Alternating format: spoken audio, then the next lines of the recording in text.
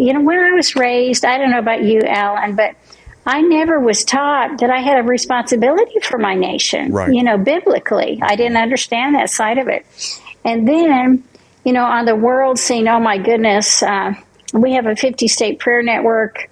We have been dealing with the economic structures. We have been looking at what's happening on the world scene with the shifting of world's economy, with a number of nations forming their own currency that they will use to trade instead of the U.S. dollar. So we're in a times of shaking. We're in that Haggai times of where the Lord said, I will shake all things. But in the midst of it, of course, we can't be shaken. And so the word of the Lord for this year out of the prophets was year of bounty and turmoil. So those are polar opposites, yes. right? You would think. But even in revivals are messy.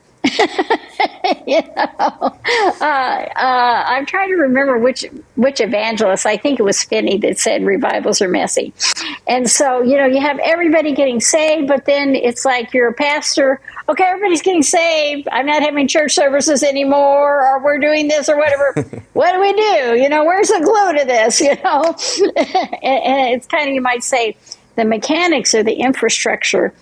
And the Holy Spirit wants to show us what to do, how to be good stewards.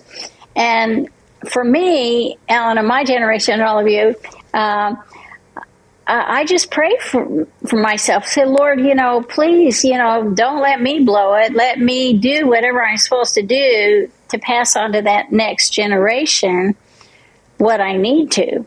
I don't know. And I think that,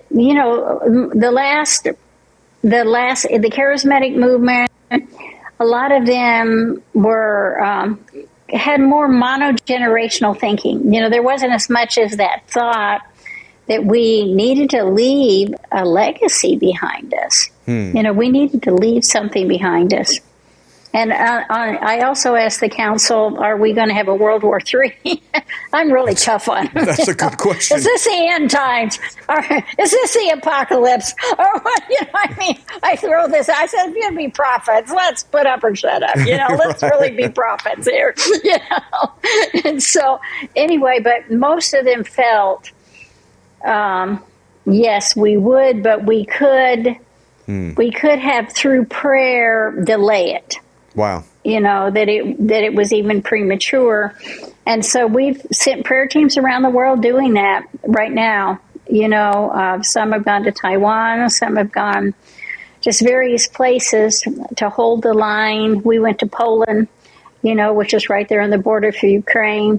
And so, we can't, this is not a time we can be a lazy Christian, Alan. We've got to be informed. We've got to know what's going on. We have got to listen to the Holy Spirit, but we also have to understand. We have to be biblically educated, and we have to understand that we're responsible for the news. We have to pray the news. Use that as a prayer book, as you want to say, to see that our nations come to peace. Even in America, things are greatly shaking right now.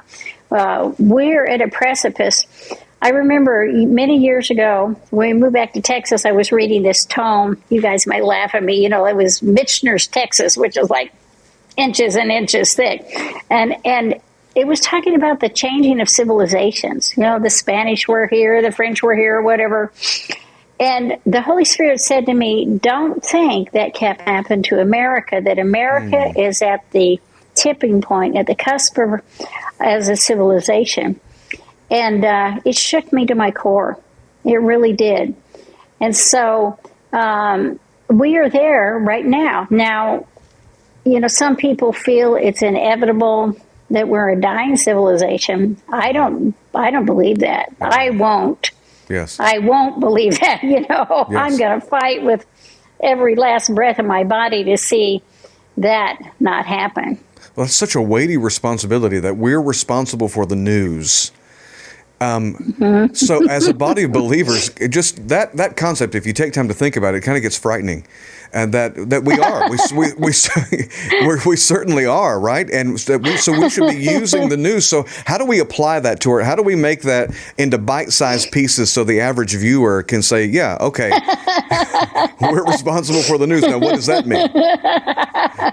Well, one thing is you have to understand that you have to be informed. We have to have informed intercession. And in order to be informed, you need to understand what's going on. Most people are very insular. You know, they are interested in just maybe their family structure or whatever. But Jesus gave us a commission. He said, go and make disciples of nations and teach nations.